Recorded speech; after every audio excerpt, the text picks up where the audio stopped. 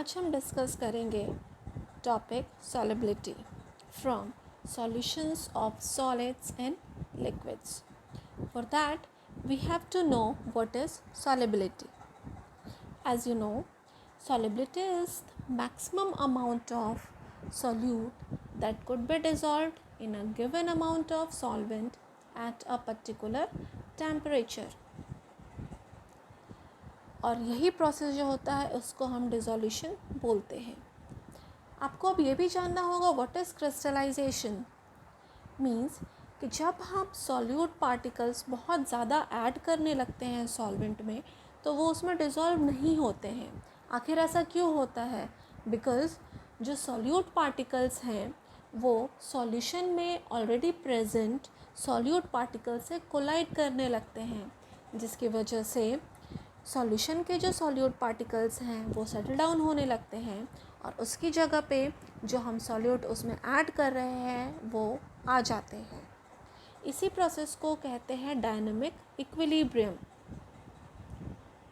इसके बाद now will discuss that is factors affecting the solubility of solid in liquid. First is nature of the solute and solvent. Means like dissolves like. जो polar solute होगा वो polar solvent में ही dissolve होगा और जो non polar solute होगा that will dissolve in non polar solvent. First will know about solubility of ionic compounds. अब ionic compounds को पोलर सॉल्वेंट में डिज़ोल्व होने के लिए जो उसके इलेक्ट्रोस्टैटिक फोर्स ऑफ अट्रैक्शन है आयंस का उसको ओवरकम करना होगा.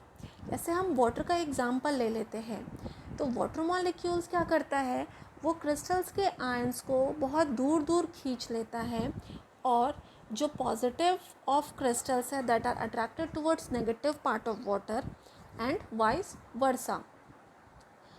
अब वाटर मॉलिक्यूल्स आयंस को दूर दूर खींचने के अलावा अब उनके बीच जो इलेक्ट्रोस्टैटिक फोर्स ऑफ अट्रैक्शन है उसको भी तोड़ देता है. फर्दर्स जो उसके आयंस हैं that are surrounded by water molecules जो कि एक एनवेलप की तरह काम करने लगता है और फिर आयंस का रिकॉम्बिनेशन नहीं हो पाता है. इट मीन्स कि आयंस वापस आपस में नहीं जुड़ पाते हैं जिससे वो हाइड्रेटेड हो जाते हैं. And we know a substance dissolves if its hydration energy is greater than the lattice energy. Okay, now for non-polar solvents, अब यहाँ पे जो इनकी solubility होती है that depends upon similar solute-solute, solute-solvent और solvent-solvent interaction. Effect of temperature. अब हमें पता है कि जो endothermic reaction है उनके लिए solubility increases with increasing temperature. अब ये जो होता है that is according to Le Chatelier's principle.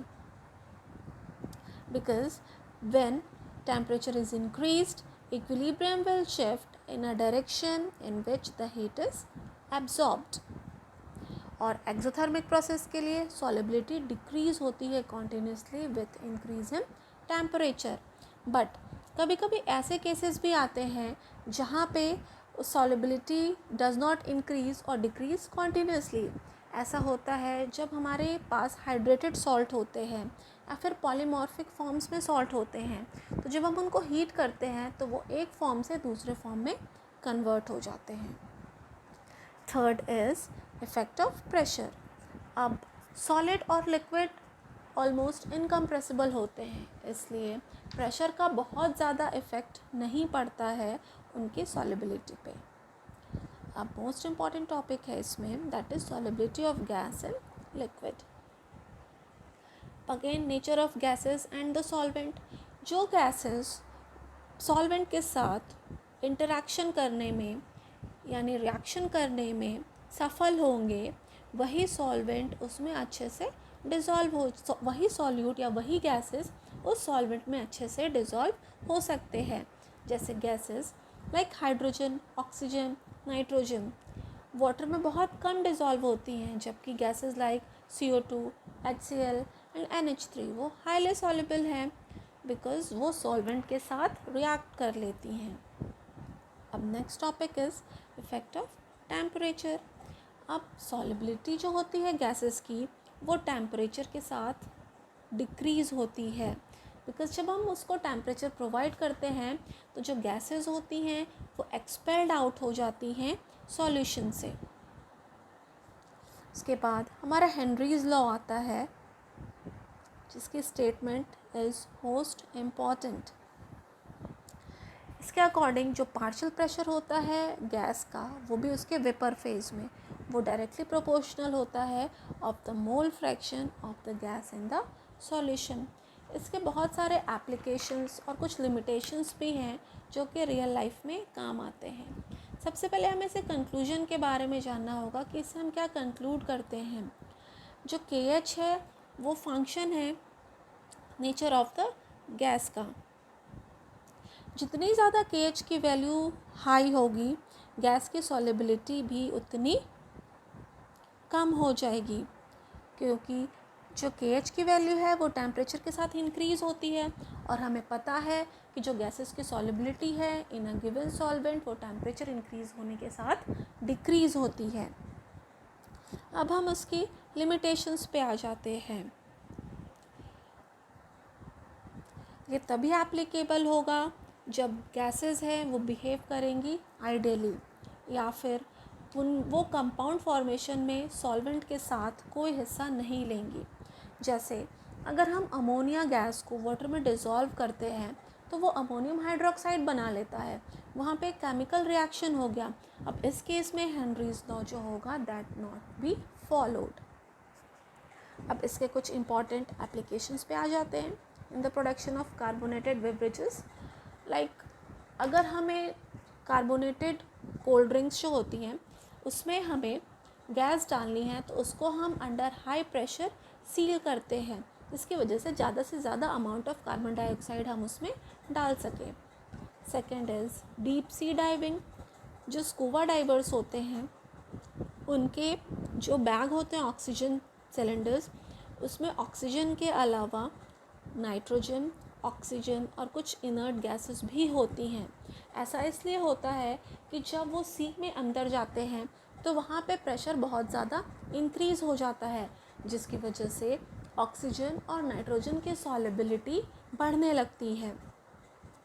अब ऑक्सीजन तो यूज़ हो जाता है हमारे मेटाबॉलिज्म प्रोसेस में, बट जैसे ही हम ऊपर आते हैं तो वहाँ पे क्या होता है, सतह पे अब प्रेशर कम हो जाता है एज़ कम्पेयर टू सी। अब वहाँ पे जब प्रेशर कम हो गया तो नाइट्रोजन हमारे ब्लड में जो घुल चुकी थी प्रेशर की वजह से वो रिलीज़ होना शुरू करती है, और वो रिलीज़ होती है in the form of bubbles. अब इस बबल्स की वजह से एक कंडीशन क्रिएट होती है bends, which is very painful. Third, इसकी यूटिलाइजेशन हो जाती है in the function of lungs. अब जब हमारे लंग्स में जब एयर एंटर करती है तो वहाँ पे partial pressure of oxygen is very high. Oxygen फिर हीमोग्लोबिन के साथ कंबाइन करके ऑक्सी हीमोग्लोबिन बना लेता है, जिसकी वजह से पार्शियल प्रेशर ऑक्सीजन का कम हो जाता है। इसलिए जो ऑक्सीजन है वो ऑक्सी हीमोग्लोबिन से रिलीज़ होती है और वो फर्दर हमारे सेल्स के लिए यूटिलाइज हो जाती है। Next application is for climbers और people living in high altitude. हमें पता है कि हाई एल्टीट्यूड पे कॉन्सेंट्रेशन जो होता है ऑक्सीजन का दैट इज़ लो। उसकी वजह से कुछ लोग वीक फील करने लगते हैं, प्रॉपरली थिंक नहीं कर सकते। इस कंडीशन को हम एनॉक्सिया कहते हैं। इसके बाद कुछ क्वेश्चंस हैं प्रैक्टिस के लिए, hope you will try to solve. Thank you.